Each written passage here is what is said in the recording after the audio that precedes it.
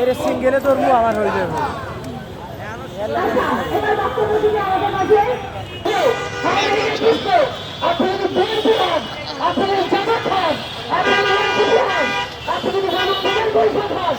আপনি জেলার সংগঠনের হন, জেলার মন্ত্রী হন, আপনি যদি আমাদের বিরুদ্ধে কথা বলেন, আপনি আমার ভাই, আপনার পাশে দাঁড়ানো আমাদের দায়িত্ব।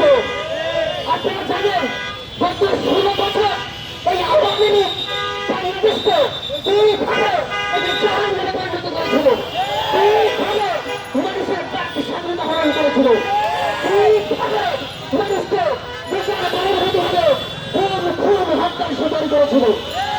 সেই জন্য আমরা বলছি আগামী যে বাংলাদেশ হবে সেই বাংলাদেশে জামাত থাকবো, বিএনপি থাকবো, এনসিপি থাকবো, পরিষদ থাকবো, সমস্ত দল থাকবো, এক নম্বর থাকবে না আওয়ামী লীগ।